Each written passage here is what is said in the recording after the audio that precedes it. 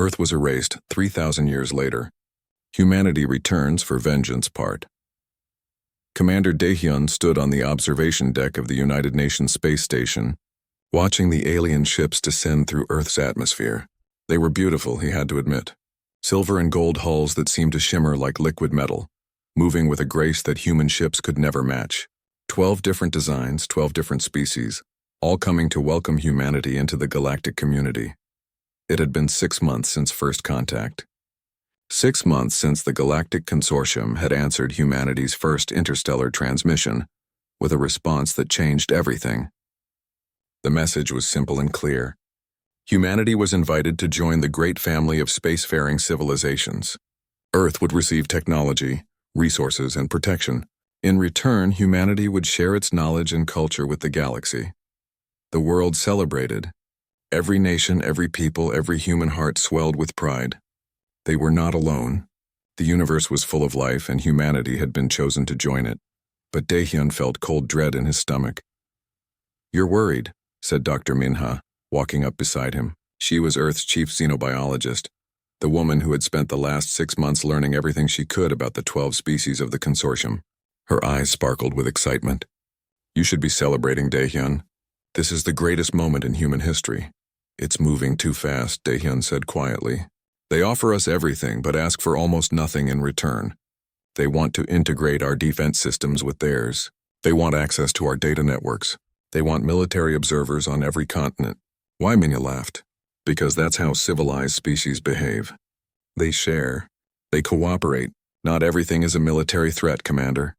Daehyun wanted to argue, but the words died in his throat. Maybe he was wrong. Maybe centuries of human warfare had made him see enemies where there were only friends. He hoped so. Down on Earth, in the Great Assembly Hall in Geneva, human leaders gathered with the consortium's representatives. The High Arbiter, a tall being with 4 arms and skin like polished stone, stood before the crowd. Cameras broadcast the moment to every screen on Earth. 8 billion people watched. "People of Earth," the Arbiter's voice was translated instantly into every human language. "Today, you join the community of civilized worlds. Today, your species takes its place among the stars. We welcome you." The crowd erupted in applause. Leaders from every nation signed the Accord of Integration. Champagne flowed. People danced in the streets of every city. Children waved flags showing Earth and the consortium symbol together. Captain Jiwon watched from the bridge of her ship, the horizon's edge, stationed near Jupiter. She commanded one of humanity's deep space exploration vessels. Far from Earth on a survey mission, something felt wrong to her too, but she couldn't name it. The alien ships had such powerful weapons. She had seen the scans. Any one of those vessels could destroy Earth's entire defense fleet in minutes. Why did they need so much firepower if they came in peace? "Captain," her communications officer called out. "We're receiving a priority transmission from Earth Defense Command. It's marked with a code black." Jiwon's blood went cold. Code black meant only one thing: existential threat to humanity. Before she could respond, every screen on her ship flickered. The High Arbiter's face appeared, but this time there was no warmth in its expression. "People of Earth," it said, "the consortium has completed its evaluation of your species. We have reviewed your history, your culture, your technology, and your psychology. The verdict is final." On Earth, the celebration stopped. Silence fell across the assembly hall. Daehyun's hand moved to his sidearm. "Humanity is a threat to galactic stability," the Arbiter continued. "Your species is aggressive, expansionist, and violent. In your short history, you have fought thousands of wars. You have developed weapons capable of destroying your own planet. Your literature and media glorify conflict. Your economic systems reward exploitation. Given advanced technology, humanity would spread war across the stars." "No," Minha whispered, her face going pale. "No, this isn't happening. The consortium exists to maintain peace," the Arbiter said. "We have maintained this peace for 40,000 years. We do so by preventing dangerous species from reaching the stars. Humanity has been judged too dangerous to exist. We are sorry, but the decision is final." Daehyun drew his weapon, but it was already too late. The alien ships in Earth's orbit activated. A weapon unlike anything humanity had ever imagined powered up. No missiles, no lasers, no explosions. Just a field of energy that spread across the planet like an invisible wave, and Earth began to die. At the molecular level, Bonds broke. Rock became dust. Metal became powder. Water became scattered atoms. The process started at the poles and spread toward the equator. In minutes, the ice caps were gone. In an hour, entire mountain ranges crumbled into nothing. In 6 hours, the oceans evaporated into space. 8 billion people died. Most didn't even have time to scream. Their bodies simply came apart, turning into clouds of individual atoms that scattered on the solar wind. Cities that had stood for thousands of years became dust. The pyramids, the Great Wall, the ancient temples, the modern megacities. Everything humanity had ever built simply ceased to exist. Captain G1 watched from Jupiter, tears streaming down her face as Earth dissolved. Her home, her family, everyone she had ever known. Gone. "Captain," her first officer said, his voice shaking. "We're detecting other human ships. Mining stations on the asteroids, the research base on Mars, the colony ship that left last year. They survived." "How many?" G1 asked. 47,000 people, give or take. That's all that's left of humanity. 47,000 out of 8 billion consortium ships were already moving, hunting for the survivors. They would finish the job. They would erase humanity completely. "All ships," Jawan broadcast on the emergency channel. "This is Captain Jaiwan of the Horizon's Edge. Shut down all active sensors. Go dark. Scatter into deep space. Do not stop. Do not look back. Humanity dies today if we don't run." Commander Daehyun's voice came through from the defense station he commanded. Somehow, impossibly, his station had survived by being on Earth's far side when the weapon activated. "Jiwan is right. Run, hide, survive. But remember this moment. Remember what they did to us. Remember Earth." The surviving ships scattered, jumping into hyperspace, fleeing into the unmapped darkness beyond known space. Behind them, Earth's debris field spread across the solar system. Billions of tons of dust, all that remained of humanity's homeworld, scattered into the void. As G1's ship jumped into hyperspace, she took one last look at the place where Earth had been. Just empty space now, and a cloud of dust that had once been mountains and oceans and cities and people. Commander Daehyun stood on the observation deck of his dying station, watching the consortium ships approach. They would destroy this station within the hour. But he used that hour to send out one message to all surviving humans, encrypted and hidden in background radiation. "We will remember," he transmitted. "We will survive. And we will return. They took our world, our families, our history. But they cannot take our rage, cannot take our will. We are humanity, we endure. And when we come back, they will learn what it means to anger the children of Earth." Then his station exploded, and Commander Daehyun died. But his words survived, carried across space to 47,000 desperate souls fleeing into darkness. And in the cold ships running for their lives, those survivors heard his words and made them their oath. They would remember. They would survive. And one day they would return. Earth was erased. 3,000 years later, Humanity Returns for Vengeance Part 3. Commander Jinwoo's fingers moved across the controls with perfect precision. His neural implant linked directly to his ship, making them one entity. The Ghost Squadron consisted of 12 ships, all invisible to consortium sensors, all carrying crews enhanced beyond natural human limits. They were the best humanity had to offer. The fastest, the smartest, the most dangerous target acquired, his weapons officer whispered. Consortium supply depot, just like intelligence said. Minimal security. They're not expecting anything, they never did. For 5 years now, Ghost Squadron had been hitting targets across consortium space, always isolated, always vulnerable, always fatal. Supply depots vanished. Research stations went dark. Patrol ships disappeared without even sending a distress signal. The consortium didn't understand what was happening. Pirates, they thought at first. Rogue elements. Internal sabotage. They never imagined the truth. Humanity was back. "Remember the rules," Jinwoo said to his crew. "No survivors. No evidence, no traces. We're ghosts. Ghosts don't exist." The attack lasted 6 minutes. Human railguns tore through the depot's shields like paper. Missiles destroyed the communication arrays before anyone could call for help. Boarding teams swept through the station, cold and efficient, eliminating every living thing they found. Jinwoo watched through his implant as his soldiers worked. They moved like machines, perfectly coordinated, feeling no hesitation and showing no mercy. He remembered what historian Soman had taught them as children. These aliens had voted to erase Earth. Every species in the consortium had agreed humanity was too dangerous to live. They had murdered 8 billion people. Now they would learn what dangerous really meant. Station secured, his second-in-command reported. All enemy personnel eliminated. Downloading their data cores now. Good. Plant the charges. We leave in 5 minutes. The Ghost Squadron disappeared into hyperspace, leaving nothing behind but an expanding cloud of debris. No one would ever know what happened. The depot simply ceased to exist. On New Sol, Intelligence Officer Nari reviewed the data downloaded from 100 such raids. She was brilliant, perhaps the smartest human alive, and she had spent the last decade building a network that stretched across consortium space. Her agents were everywhere. Some were humans so heavily modified that they could pass as aliens. Others were disaffected aliens themselves, species oppressed by the consortium, willing to help anyone who opposed their masters. Nari had found them, recruited them, trained them. Now she used them to spread chaos. Start the rumors, she ordered her team.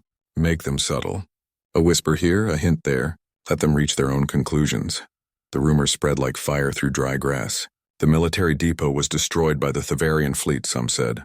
No, others argued it was the Korthian rebels. The Thevarians accused the Korthians. The Korthians accused the Thevarians. Old hatreds buried for centuries under consortium rule bubbled to the surface. Fights broke out in joint military installations. Trade disputes escalated. Diplomatic incidents multiplied. The consortium members began looking at each other with suspicion. Who was sabotaging their operations?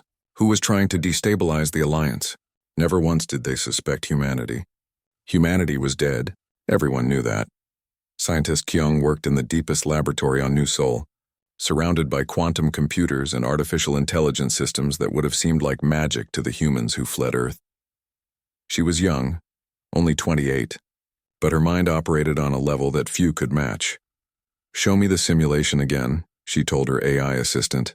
The hologram displayed a model of consortium network architecture, billions of connections, defense grids, communication systems, weapons platforms, all linked together in a vast web of technology. The Reaper virus will enter here, Kyung explained to Admiral Hyejin, who had come to observe her work, through civilian communication channels that they don't monitor closely. It will spread slowly, disguising itself as routine data traffic. It won't attack immediately. It will learn their systems, adapt to their security, embed itself deeper and deeper. How long until it's ready to activate? Hyejin asked. Years, maybe decades. But when we activate it, every system it has infected will fail simultaneously. Their defense grids will go dark. Their warships will lose power. Their communication networks will collapse. They'll be blind and helpless, Hyejin smiled. Perfect. Deploy it. The Reaper virus slipped into consortium networks like a whisper, invisible and patient. It spread from system to system, world to world, learning and growing. The consortium's own technology carried the infection, never suspecting that their greatest strength would become their greatest weakness. By year 2952, Ghost Squadron had conducted over 300 successful raids. Not a single human had been captured. Not a single ship had been lost. The consortium was bleeding from 1,000 invisible cuts, but they still didn't understand what was hunting them. Then Jinwoo made a mistake. His squadron attacked a science vessel conducting experiments on a dead world. It should have been routine. Destroy the ship, eliminate the crew, vanish. But the ship's captain was smarter than most. When the first missiles hit, he didn't try to fight or flee. He dumped every bit of data from his ship's sensors into a probe and launched it into hyperspace. The probe reached a consortium military base, and for the first time they saw human ships on their sensors. For the first time they had proof. The response was immediate. Emergency sessions of the High Council. Panic spreading through consortium leadership. Humanity survived? How? Where? How many? High Arbiter Kellish, the same being who had ordered Earth's destruction 700 years earlier, addressed the consortium through holographic projection. Life extension technology had kept him alive, ruling the consortium for 9 centuries. Now his stone-like features showed something they rarely did. Fear. The humans survived, he announced. We do not know how many. We do not know where they hide. But they are attacking our installations across 100 light-years. They have technology equal or superior to ours, and they have not forgotten what we did to them. What do we do? One of the council members asked, its multiple eye stalks writhing with anxiety. "We find them," Kailash said. "We hunt them down, and this time we make sure every last one of them dies." But finding humanity was not so easy. Ghost Squadron was careful now. They changed tactics, varied their patterns, struck from unexpected directions. Nari's intelligence network fed them perfect information about consortium movements. They knew where the enemy would be before the enemy knew themselves. Then Commander Jinwoo decided it was time to send a message. He hacked into the consortium's main communication network, something no one had believed possible. Nari had given him the access codes, stolen by her agents after years of patient work. And Jinwoo used them to broadcast across every consortium channel simultaneously. His face appeared on billions of screens across thousands of worlds. A human face. "Young, cold, angry? You thought you erased us," he said simply. "You were wrong. We are the children of Earth. 8 billion of our people died screaming as you dissolved our world. We were 47,000 survivors running for our lives. You hunted us. You tried to finish what you started." He paused, letting his words sink in. "But we survived. We grew stronger. We learned. We prepared. And now we have returned. Not for peace. Not for negotiation. Not for mercy. We have returned for one thing only. Justice." The word hung in the air like a death sentence. "You took 300 years from us. 300 years of running, hiding, dying in the dark. Now we take everything from you. Your stations. Your ships. Your security. Your peace. We will hunt you in the dark just as you hunted us. We will strike without warning just as you struck Earth. And when you finally fall, when your mighty consortium crumbles into dust, you will understand what you created when you tried to erase humanity." The broadcast ended. Silence fell across consortium space. Then chaos erupted. Panic spread like a plague. Military forces mobilized. Civilian populations demanded protection. The carefully maintained peace of the consortium began to fracture. On New Sol, Admiral Hyejin watched the broadcast with satisfaction. "Now they know," she said to Nari. "Now they're afraid." "Fear is good," Nari agreed. "Fear makes them stupid. Makes them desperate. Makes them fight each other instead of us." "How long until we're ready for the main offensive?" Hyejin asked. 2 years. "Maybe 3. We need more ships, more soldiers, more weapons. But the foundation is laid. The virus is spreading through their systems. Our agents are in position. Our allies are ready. Then we have work to do," Hyejin said. "Jinwoo announced we're here. Now we show them what that means." In the deep dark between stars, Ghost Squadron regrouped. Their mission had changed. No more hiding. No more pretending to be nothing. Now they would be the nightmare that the consortium had always feared humanity would become. "What are our orders?" Jinwoo's crew asked. He smiled. It was not a pleasant smile. "We escalate. Time to stop being ghosts. Time to become the monster they tried to kill." Earth was erased 3,000 years later. Humanity returns for vengeance part. 4 Grand Admiral Yunji stood in the command center of Fortress Prime, humanity's largest military installation, hidden deep in an asteroid field that had no name on any consortium map. Around her, holographic displays showed the entire galaxy, marked with red dots where human forces were striking, and blue dots where the consortium was trying to respond. There was a lot of red, not much blue. "Status report," she ordered. "Ghost Squadron just destroyed another supply convoy in Sector 7. Colonel Minji's ground forces have liberated the slave world in Sector 12. The freed prisoners are joining our cause. Ambassador Hanul reports that the Rathani species is considering breaking away from the consortium. And the Reaper virus has achieved 73% network penetration." Yunji nodded. It had been 7 years since Jinwoo's broadcast. 7 years of escalating warfare. The consortium was bleeding from 1,000 wounds and humanity was just getting started. She was 52 years old, and she had spent her entire life preparing for this war. Her mother had been an admiral. Her grandmother had been an admiral. The weight of 3,000 years of human rage rested on her shoulders, and she bore it gladly. "What's the status on Arcturus Prime?" she asked. "Their defenses are strong. 300 warships, planetary shields, automated defense platforms. It's the most heavily defended location in consortium space." "Then that's where we'll strike next," Yunji said calmly. "If we take Arcturus, we cut the head off the snake. Send word to all fleet elements. Begin preparations for Operation Payback." On a world called Drethus, Colonel Minji led her soldiers through the ruins of a consortium prison camp. The prisoners, members of a species called the Yelvari, stared at the humans with a mixture of fear and hope. They had been slaves for generations, worked until they died to mine minerals for the consortium. "You're free," Minji told them through a translator. "The consortium will not enslave you again. We guarantee it."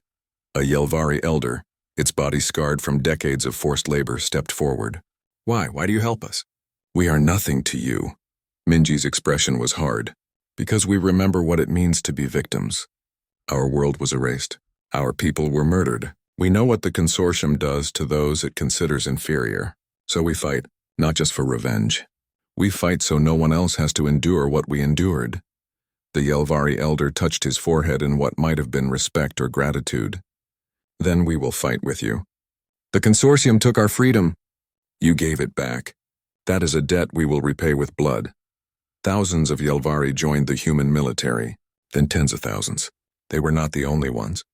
On a dozen worlds, species that the consortium had oppressed for centuries saw humanity as liberators, or at least as weapons they could use against their masters. Ambassador Hanul worked quietly in the shadows, meeting with dissident leaders and rebel groups. She was skilled at reading alien body language, understanding alien politics, finding the cracks in the consortium's facade. "The Rathani hate the Kaleshi," she reported to Yunji. "The Kaleshi despise the Thavari. The Thavari look down on the Korth. All of them resent the founding species who run the consortium. If we push the right buttons, they'll turn on each other." "Then push those buttons," Yunji ordered. "I want the consortium tearing itself apart before we even arrive at Arcturus." Hanul smiled. She was good at her job. Very good. The attack on Arcturus Prime began on a day that would be remembered forever in human history. Every available human warship, 217 vessels strong, emerged from hyperspace at the edge of the system. Alarms screamed across consortium defenses. This was no raid. This was war. "All ships attack formation," Yunji commanded from the bridge of the dreadnought Vengeance. "Remember Earth. Remember what they took from us. Today we take it back." The human fleet surged forward. Consortium warships moved to intercept. Confident in their superior numbers, they had 300 ships to humanity's 200. They had planetary defenses. They had automated platforms that could destroy entire fleets. What they didn't have was fury. Human railguns opened fire at extreme range. Kinetic projectiles traveling at a significant fraction of light speed. Shields collapsed under the assault. Hulls ruptured. Ships died.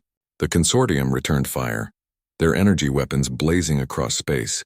But human ships were faster, more maneuverable, harder to hit. Commander Jinwoo led Ghost Squadron in a knife-edge run through the consortium formation, his ships weaving between enemy vessels, missiles launching in perfect synchronization. Explosions bloomed like deadly flowers across the battlefield. The battle lasted 47 days.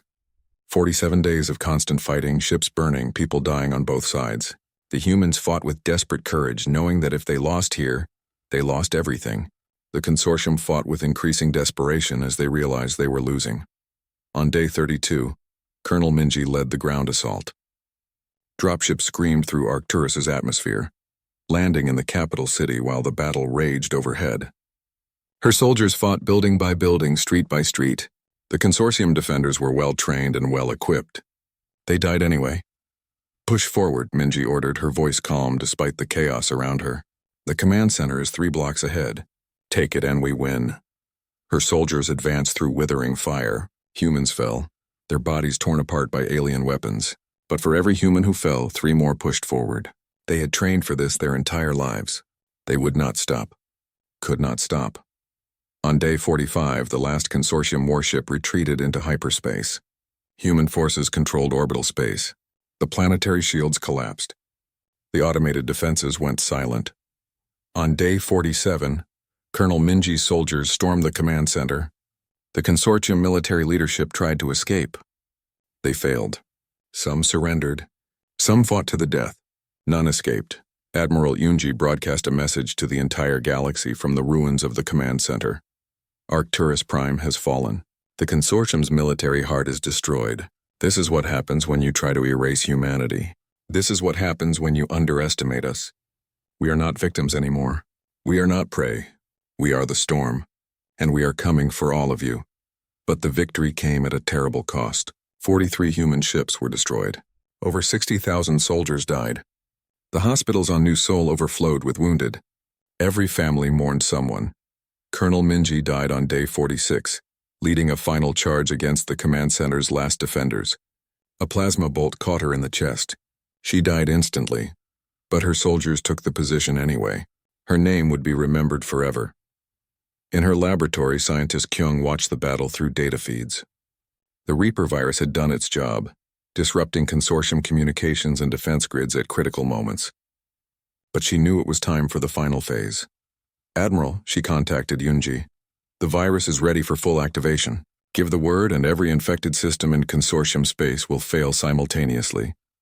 Yoonji looked at the casualty reports, the names of the dead scrolling across her screen. So many dead. So much blood spilled. But the consortium was breaking. She could feel it. Not yet, she said. Let them think they still have a chance. Let them commit their reserves to defending their core worlds. Then we activate it and watch them collapse.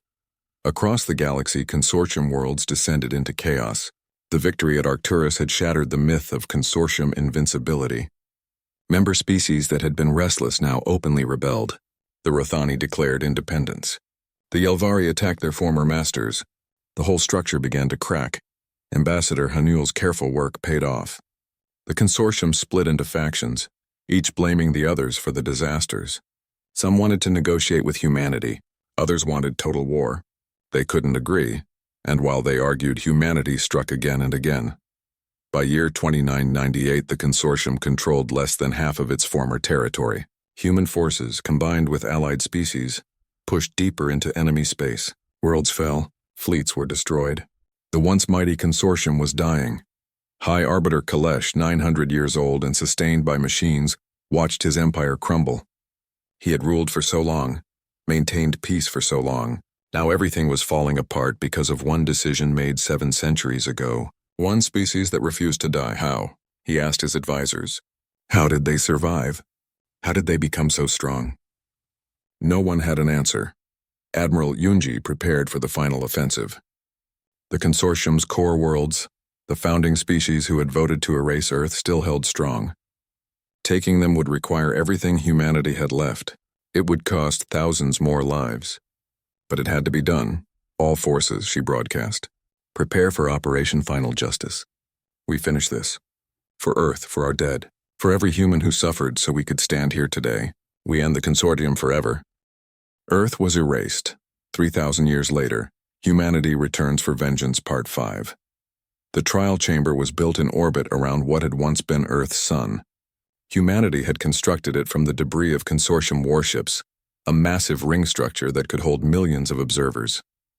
Today, it held representatives from every species in the galaxy, all watching as the architects of Earth's destruction faced justice.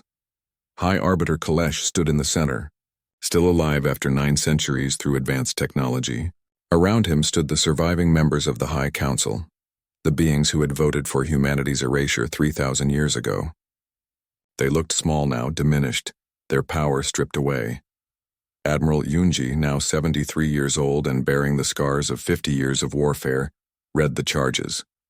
You are accused of genocide, the murder of 8 billion human beings, the destruction of Earth, the attempted extinction of humanity. How do you plead? Kalesh's voice was steady even now. Guilty, but I did what I believed was necessary for galactic peace. Humanity was dangerous. You have proven us right. Look at what you have done. Millions dead. Hundreds of worlds destroyed. The galaxy drowns in blood because we failed to finish the job. A murmur ran through the assembled crowd. Some species agreed with him. Others shouted in anger. Yoonji's expression did not change. The evidence shows that the consortium committed countless atrocities, not just against humanity, but against hundreds of species over millennia. Slavery, cultural erasure, forced sterilization, economic exploitation. The consortium maintained peace through fear and oppression. You did not protect the galaxy. You controlled it. The trial lasted 3 months. Every crime was documented. Every victim was named. The galaxy watched as the truth of the consortium's rule was laid bare. Many species that had supported the consortium now turned away in shame or rage. The verdict was unanimous. Guilty on all counts. Chancellor Bora, the civilian leader of humanity, announced the sentence. She was younger than Yunji, only 50, but she carried a different kind of authority. She represented not the warriors but the people who had survived, rebuilt, and dreamed of something better. "You took our world," she said to Kailash. "You took our history. You tried to erase us from existence. Some argue we should do the same to you. Erase your worlds as you erased ours. Make you feel the pain you inflicted on us." Kailash said nothing. He stood straight, ready to face whatever came. "But we are not you," Bora continued. "We will not become what we fought against. The sentence is this: you will live, but you will witness the complete dismantling of everything you built. Every consortium institution will be dissolved. Every unjust law will be repealed. Your species will not be erased, but they will be reduced to pre-space flight status. You will rebuild from the beginning, remembering always what you lost. And you personally," Yunji added, "will be placed in suspended animation. In 1,000 years you will be awakened to see what the galaxy has become without you. Whether it is better or worse, you will know that you have no place in it." The executions of the council members who chose death over exile were carried out quickly. The others were sent to isolated worlds, cut off from technology, forced to start over. Kailash was frozen, his last expression one of bitter acceptance. With the trial complete, humanity faced a question it had never truly considered. What now?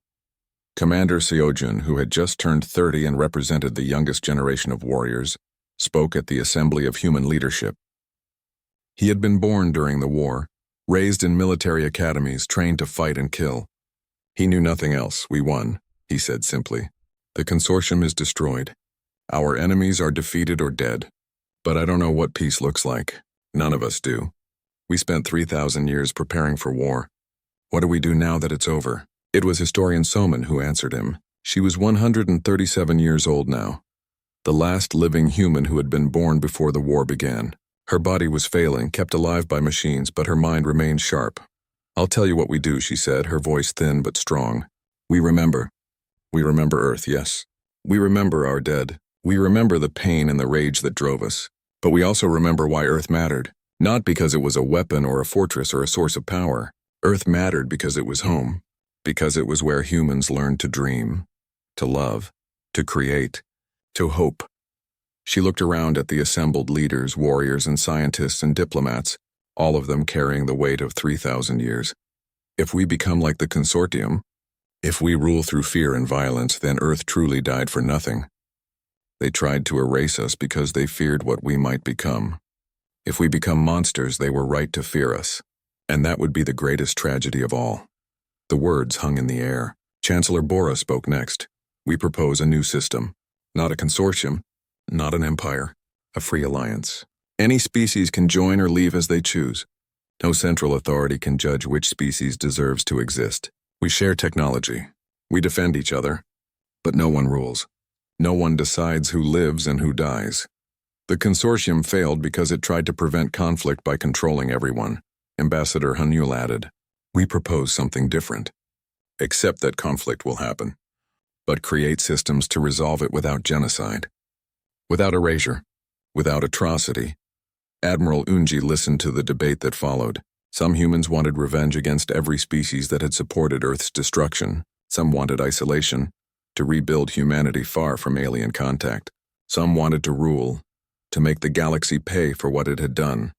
She understood all of those desires. She had spent 50 years fighting. She had lost friends, family, her own daughter to this war. The rage still burned in her heart, would burn until she died. But someone was right. Earth had been more than anger. It had been home. "We vote," Yunji said finally. "Every human gets a voice. We decide together what humanity will become." The vote took 6 months. Every human in the galaxy, now numbering over 3 million, cast their choice. Build an empire, seek revenge, isolate, or try to build something new. The results were close but clear. 62% voted for the Free Alliance. Humanity would not become the consortium. They would try to be better. The Alliance's founding document was carved into quantum crystal and placed in orbit around Earth's sun, where it would survive for billions of years. The words were simple: never again. Not to anyone. Not to any species, any people, any world. We who survived Earth's erasure swear this. We will never judge another species too dangerous to live. We will never erase another world. We will remember what was done to us, and we will ensure it never happens again. Not every species joined the alliance. Some feared humanity, and that fear was not unjustified. Others resented being defeated, but slowly, over years, the alliance grew. Species that had been enslaved, species that had been oppressed, even some former consortium members who saw a chance for redemption. A colony ship called New Beginning carried 100,000 humans to a planet in Earth's former system. It was not Earth, could never be Earth, but it had water and air and potential. They called it New Earth, knowing it was not a replacement but a continuation. Commander Seogen, who had been assigned to command the colony's defense, stood on the surface of this new world. For the first time in his life, he stood on real ground, under a real sky, breathing air that had not been recycled 10,000 times. It felt strange, wrong somehow, but also hopeful. "What do you think?"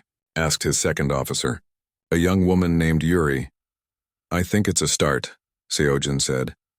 Children were born on New Earth, the first generation of humans in 3,000 years to be born on a planet in Earth system. They would not know the rage their ancestors carried. They would learn about Earth in history classes, not as a wound that defined them, but as a memory to honor. Admiral Yunji lived to see the first child born on New Earth. Her name was Mira, and when the nurses placed her in Unji's arms, the old warrior cried. She cried for Earth, for the billions who died, for the thousands who died in the war, for all the pain and blood and sacrifice, but also for hope, because this child would live in a galaxy that was different because humanity had chosen to be different. Historian Soman died 3 days later, peacefully, in her sleep. Her last words were recorded by those who sat with her. Tell them to remember Earth, but also tell them to live. Really live. That's what we fought for. The right to live. At the monument of 10 billion, the massive ring structure built from Earth's scattered particles, Admiral Yunji gave the final speech of her career before retiring. "We returned," she said to the assembled crowd, "to the cameras broadcasting across the galaxy. We survived 3,000 years. We defeated the consortium. We avenged Earth. The debt is paid." She paused, looking up at the monument at the 10 billion names inscribed in quantum crystal. "But vengeance is not enough. Survival is not enough. We must build something worthy of their sacrifice. A galaxy where no species has to endure what we endured, where justice is possible without genocide, where diversity is strength, not threat." She looked out at the crowd, at the humans and aliens standing together. Earth was erased, but humanity was not.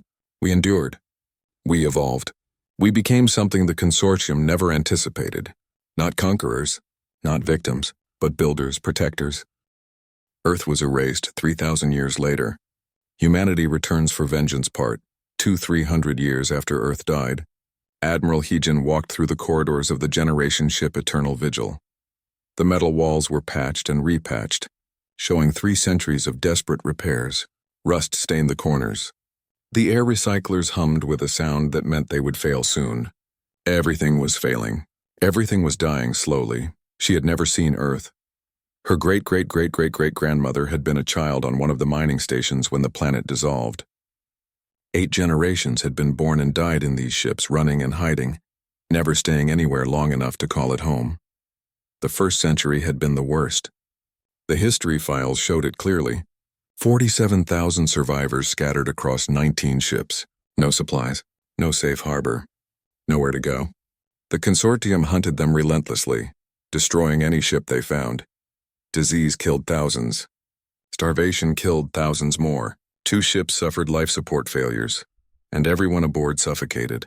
One ship's reactor went critical and vaporized in an instant. By year 50, only 12,000 humans remained alive across 11 ships. Heejin remembered the stories her grandmother told her. How children born in space didn't understand what a sky was. How people went mad from the endless metal walls and recycled air. How some ships had to enforce breeding quotas just to keep the population from collapsing. How hope died a little more each day. But humanity survived. That's what they did. They survived. She reached the archive, a sealed section of the ship where historian Soman spent every waking moment. Soman was old now, nearly 70, ancient by the standards of shipborne humans. She sat surrounded by data cores, each one containing fragments of Earth's history salvaged from the ship's computers.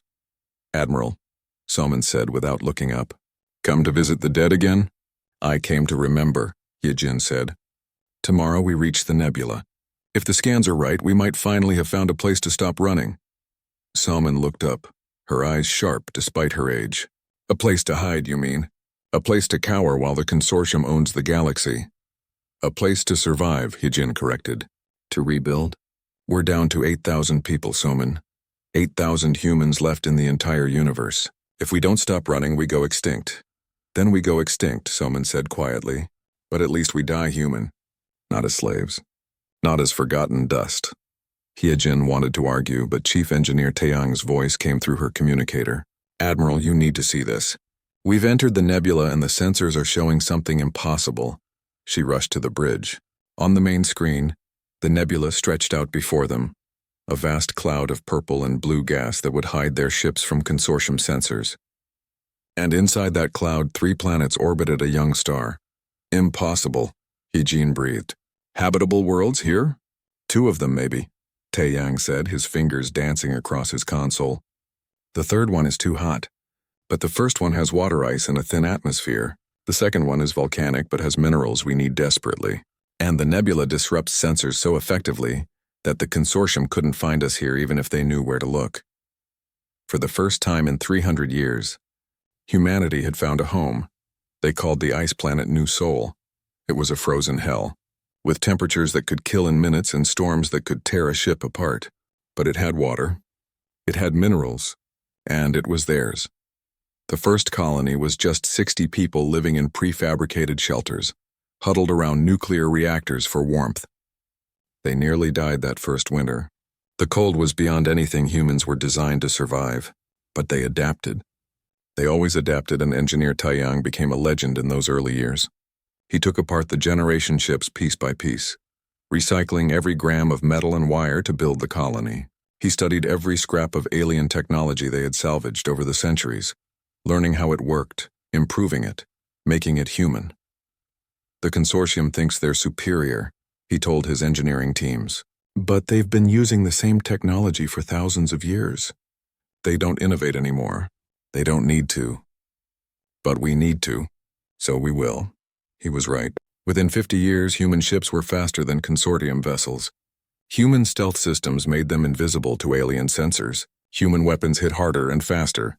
The prey was becoming something else. Something dangerous. The population grew, slowly at first, then faster. Children born on New Sol were different from their ship-born ancestors. Stronger, tougher. Genetic modifications helped them survive the cold. Neural implants made them smarter, faster. Humanity was evolving, pushed by necessity and rage into something new. Admiral Hyejin lived to be 93, dying peacefully in her sleep on a world that was nothing like Earth but was home nonetheless. Her daughter took command of the military. Then her granddaughter, the title of admiral passed down through the generations, each one adding to humanity's strength. Historian Soman lived even longer, reaching 107. She spent every day teaching children about Earth. She made them memorize the names of cities that no longer existed. She made them learn languages that no one spoke anymore. She showed them pictures of forests and oceans and blue skies. Why do we remember? She asked them. Because we are the children of Earth, they answered. And Earth was murdered. Why do we train? She asked. Because one day we will return. What will we do when we return?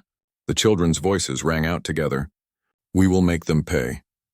By year 200 after Earth's death, humanity had spread to 3 worlds and 16 stations. The population reached 100,000.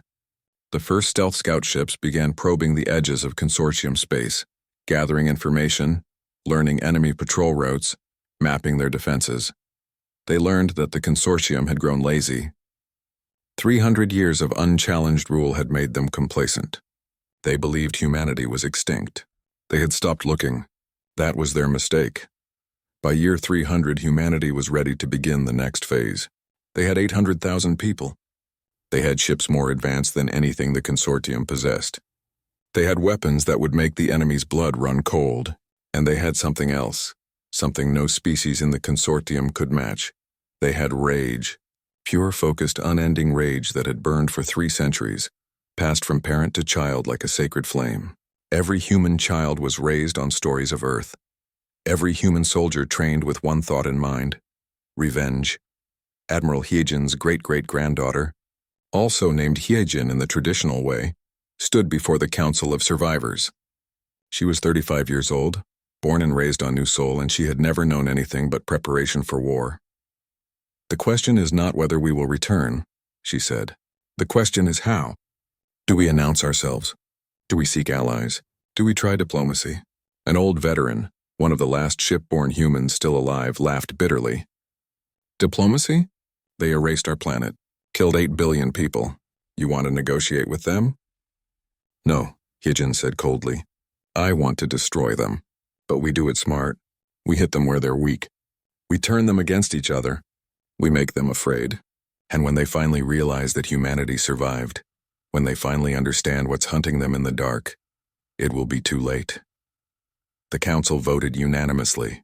The Ghost Protocol was approved. Humanity would return to the galaxy not as victims begging for mercy, but as ghosts in the night, silent and deadly. Engineer Tai Yang, now an old man, unveiled his final creation. A ship unlike any other. No weapons, no armor, nothing but stealth and speed. It could cross consortium space undetected. It could gather intelligence from their most secure facilities. "It was humanity's eyes and ears. I call it Shadow," he said, "because that's what we are now. The shadow of Earth.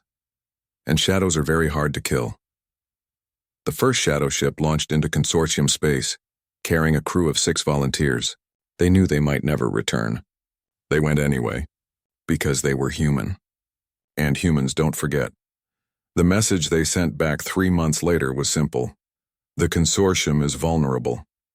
Their military is spread thin. Their member species distrust each other. Internal conflicts simmer beneath the surface. They are strong, but they are not united. "We can beat them." Admiral Hyejin read the message and smiled. It was not a kind smile. It was the smile of a predator who has finally found its prey. "Send word to all colonies," she ordered. "Begin Phase 2. We're going hunting."